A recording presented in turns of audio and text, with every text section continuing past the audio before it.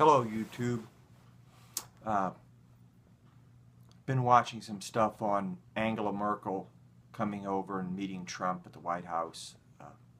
Obviously, a big stir about him not shaking hands with her. I guess some of the press had asked, "Are you not going to do a photo op, shake hands?" And she said something, and Trump just basically acted like he didn't hear it and just sat there. And I think that was a very calculated decision on his part. I believe it was an absolute must.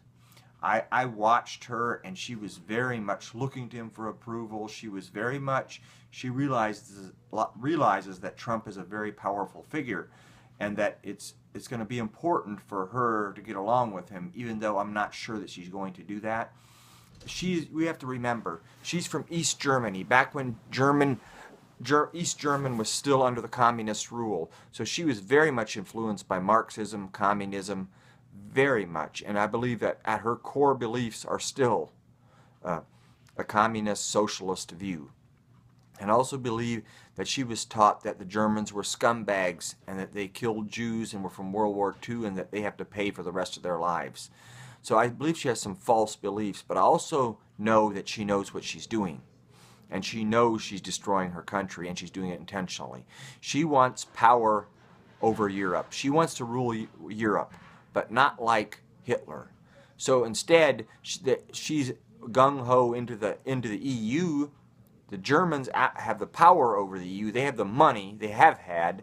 And so they have a lot of control. And that's where she gets her authority. That's where she gets her validation, is being the head of the EU, the kingpin. But she's very aware that her advertising in the Middle East to bring refugees in, back in 2000, late 14, early 15, they were advertising, "Come to Europe, we will give you housing."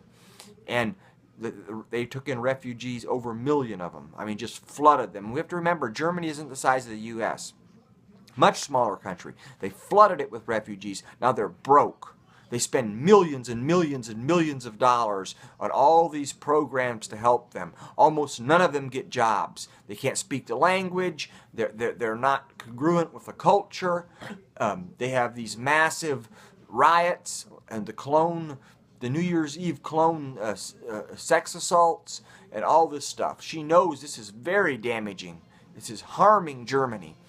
But her hunger for power does not allow her to back off. Even though she makes a statement a few weeks ago that she would support a burqa ban, that she does not believe that Muslims should cover their faces. You know, the hijab is okay, just the top, but not the face. But she's never brought it up again. She only did that because her support is deteriorating so fast that she's never going to be reelected. This is a power-hungry woman that was raised in a communist culture that is starving to control the EU and does not care to sell her own country down the river if she gets her way.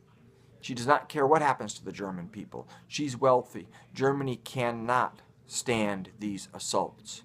This will cause millions of deaths, because when you bring millions of Muslims into Germany, and let's say we could keep them moderate, just nominal Muslims, not devout, but you can't, because the fire has been set. It was set back in the 70s, and it's just grown and grown. They become more and more radicalized. And even if the majority never become radicalized, that minority, which could be a third of them, I'm guessing at least a third of them, and I'm guessing 70–80% support them, are violent, and they're not leaving, and they believe that their calling to this world is to move into Western countries, have children with their women, have more children than them, and use their freedom of religion against them. And they speak about this openly. Imams, you can, it's not hard to go on YouTube and find imams and prominent Muslim figures talking about how they're going to overtake the West by having more children than them and marrying into their culture and using their freedom of religion against them. Valerie Jarrett, Obama's #1 pick, #1 friend in the White House, very incompetent woman, very narcissistic, very just not a person you want there.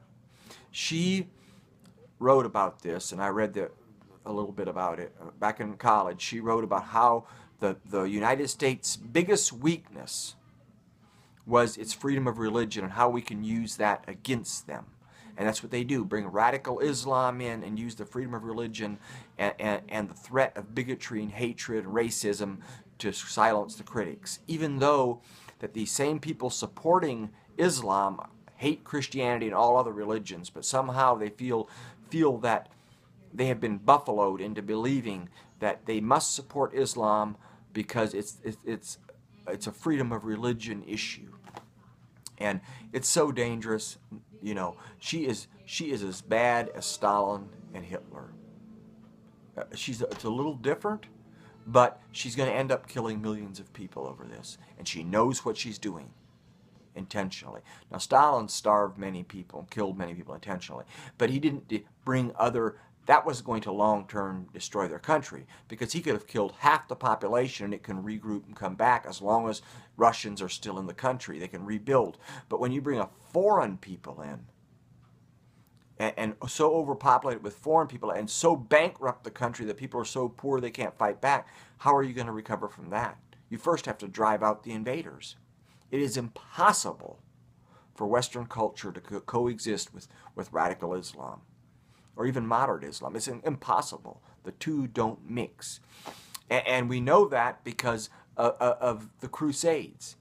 Back when Islam conquered a lot of southern Europe, and they ruled with an iron fist and persecuted and taxed people into absolute poverty and desperation, until the Pope finally raised an army and drove them out because there was no other choice. They had to be eradicated, and they did it.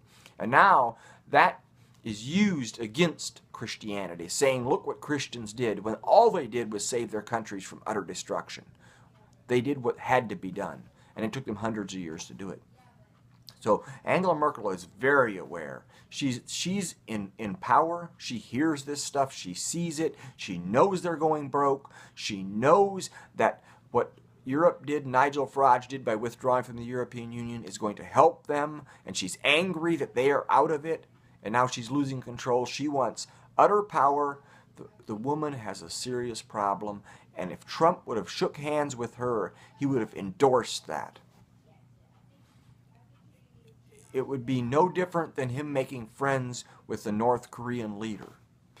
And actually, it would have been worse, because that's a totally different situation. Europe is pretending to be a friend of the United States. Germany is pretending to be a Western nation that is pro-democracy, pro-freedom of speech, and Angela Merkel talks to Facebook constantly and Mark Zuckerberg to censor her people. She is not pro-democracy. She is not for freedom of speech. She's for censorship and destruction and poverty. And there's no other way around this. And so that's about it for the rant.